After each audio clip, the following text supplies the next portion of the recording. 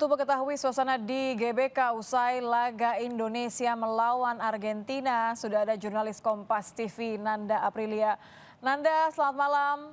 0-2 memang, tapi bagaimana reaksi para pecinta bola usai pertandingan Indonesia melawan Argentina?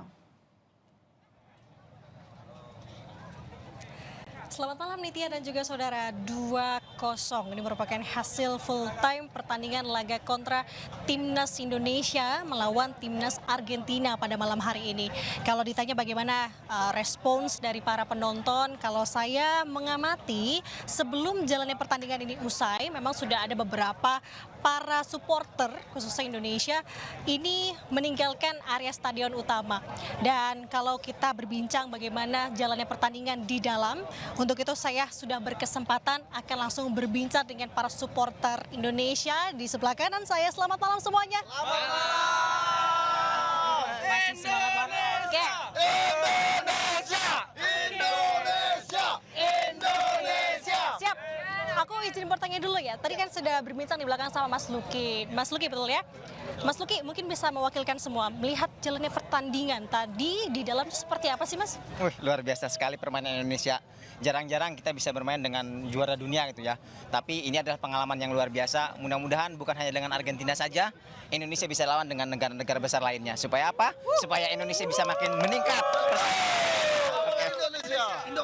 Oke, luar biasa, semangatnya masih membara sekali ya, walaupun sudah selesai. Nah, tadi kalau saya memantau dari luar begitu, mendengar gemuruh sekali ya di dalam ini seperti apa sikonnya sih Mas. Kalau melihat tim skuad Garuda atau skuad Garuda ini bermain di dalam tuh seperti apa tadi?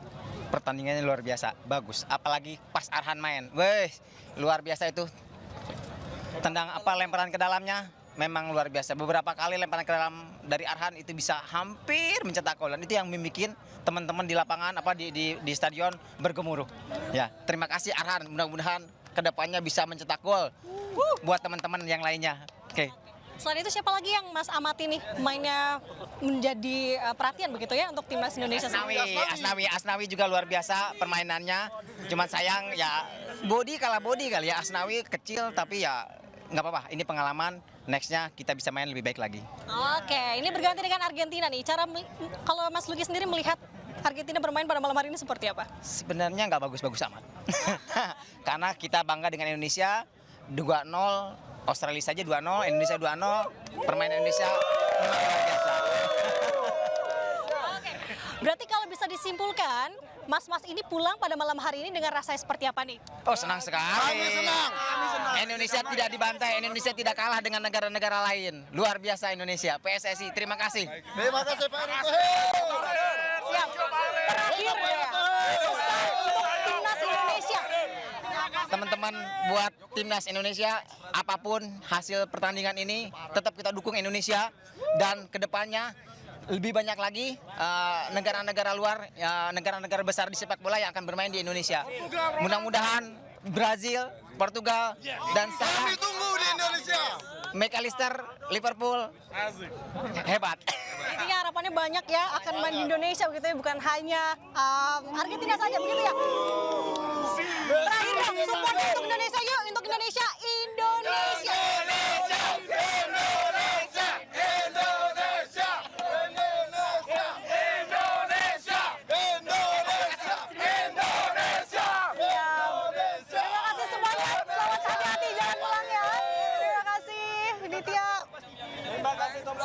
Itu tadi suasana seusai pertandingan justru tidak kalah ketika tadi proses pertandingan ini sebelum dimulai. Jadi tidak merasa kecewa, bahkan justru merasa bangga. Tadi kalau saya kutip sedikit.